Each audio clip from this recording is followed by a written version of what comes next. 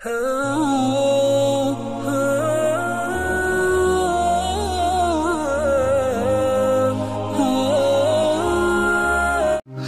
वालेकुम दोस्तों, कैसे हो? उम्मीद है कि सब खैरियत से होंगे। अल्लाह आप लोगों को ऐसे ही खुश रखे। आज की कहानी बड़ी सबक आमोज है। ये कहानी हमको भेजी है अब्दुल सलाम रहमानी साहब ने। एक बात मैं आपको बता दूं किस्सा शुरू करने से पहले, अगर आपके पास भी कोई अच्छी कहानी है, कोई अच्छा किस्सा है या कोई सच्चा वाकया है और आपको लगता है कि वो ज्यादा से ज्यादा लोगों तक पहुंचे, उससे लोगों को सबक हासिल होगा, इबरत हासिल होगी, तो आप हमें जरूर भेज सकते हैं इस ईमेल आईडी पर। अगर हमको भी अच्छा लगता है और हमको लगता है कि ये फायदेमंद है, ये लोगों तक पहुंचना चाहिए, तो हम उसको आपका नाम लेकर जरूर बयान करेंगे। ठीक है, चलिए आज के किस्से की तरफ बढ़ते हैं। आपको और हमको पता है कि शैतान हमारा खुला हुआ दुश्मन है। अल्लाह तबारक व तआला ने कुरान पाक में कई जगह पर फरमाया है कि इन्न शैतान लिल इंसानी अदुव्वुम मुबीन, कि शैतान तुम्हारा खुला हुआ दुश्मन है, इससे होशियार रहें। और अल्लाह के रसूल सल्लल्लाहु अलैहि वसल्लम ने भी कई हदीसों में इसकी वजाहत फरमाई है कि शैतान हमारा खुला हुआ दुश्मन है, इससे होशियार रहे, इसकी चालों को समझे। ये बड़ा चालबाज है। शैतान किस तरह से काम करता है, किस तरह से हमारे बीच झगड़े लगाता है, हमको गुस्सा दिलाता है, उसके काम करने का तरीका क्या होता है और वो कैसे काम करता है, इस किस्से में आपको समझ में आएगा। बहरहाल, शैतान ने एक मर्तबा एक गधे को देखा कि वो रस्सी से बंधा हुआ है। शैतान ने उस गधे को आजाद कर दिया, यानी उसकी रस्सी खोल दी और कुछ नहीं किया, सिर्फ गधे को आजाद कर दिया। अब गधा तो गधा था, वो दौड़ा तो खेत में चला गया और आजादी की खुशी में वो इतना दौड़ा कि किसान की फसल बर्बाद कर दिया। किसान की नजर पड़ी कि एक गधे ने मेरी फसल बर्बाद कर दी, तो उसको बहुत गुस्सा आया। उसने बंदूक निकाली और उस गधे को गोली मार दी। गधे के मालिक को मालूम पड़ा कि मेरे गधे को गोली मार दी गई, तो वो बहुत नाराज हुआ, बहुत गुस्से में आया। वो किसान के घर पे पहुंचा तो किसान तो उसको मिला नहीं, उसकी बीवी मिल गई। उससे झगड़ा हुआ, बहस और तकरार हुई। इतनी तकरार और बहस और झगड़ा इतना बढ़ गया कि गधे के मालिक ने कुल्हाड़ी निकाली और उसकी किसान की बीवी के सर में मार दिया और किसान की बीवी तड़प तड़प के मर गई। किसान जब वापस आया और अपनी बीवी की खून में लथपथ लाश देखी तो जाहिर है वो तो गुस्से में लाल पीला हो गया। वो सीधा उस गधे के मालिक के घर पर पहुंचा और उसको गोली मार दी। अब जब गधे के मालिक की बीवी और उसके दो बेटों ने अपने बाप की लाश देखी तो वो सीधा उस किसान के घर पर गए, तो वहां पर तो वो किसान फिर मिला नहीं। तो उसने उन तीनों ने, यानी गधे की मालिक की बीवी और वो दो बेटों ने किसान का पूरा खेत जला दिया, उसके गोडाउन जला दिए, अनाज बर्बाद कर दिया। किसान को जब पता चला तो वो और सख्त नाराज हुआ।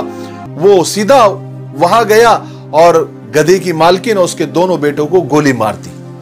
और जब घर पर आया, थोड़ा गुस्सा ठंडा हुआ तो उसको पछतावा हुआ कि मैं अगर उस गधे को गोली नहीं मारता तो मेरा घर भी बर्बाद नहीं होता, मेरी खेती बाड़ी बर्बाद नहीं होती और मैं यूं रास्ते पर नहीं आता और वो घर भी बर्बाद नहीं होता।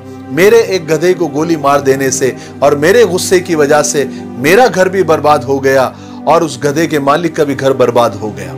तो उसने शैतान को पूछा कि तुमने क्यों किया, तुमको क्या मिला ये सब करके, इतनी कत्लो गारत गिरी कि दो घर दो खानदान बर्बाद कर दिए तुमने। तो शैतान हंसा और कहने लगा, मैंने क्या किया, जो किया तुमने किया। मैंने तो सिर्फ गधे को आजाद कर दिया था, बाकी सारे काम तुमने किए, मैंने तो कुछ भी नहीं किया। और बेशक शैतान ने सही कहा, शैतान ने सिर्फ गधे को आजाद किया था, बाकी काम तो सारे इंसानों ने किए। अगर इंसान गुस्से पे जब्त कर लेता, गुस्से को कंट्रोल कर लेता, तो इतना बढ़ता ही नहीं, इतनी कत्लो गारतगिरी नहीं होती, इतने लोग नहीं मरते, इतने खानदान बर्बाद नहीं होते।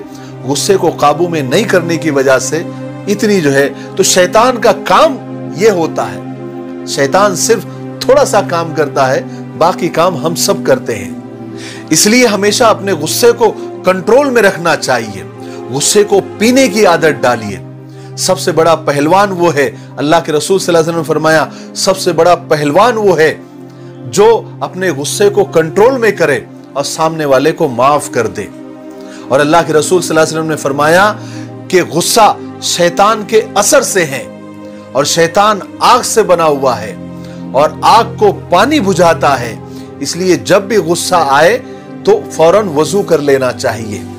और फरमाया गुस्सा ईमान को ऐसे खराब कर देता है जैसे सिरका शहद को खराब कर देता है।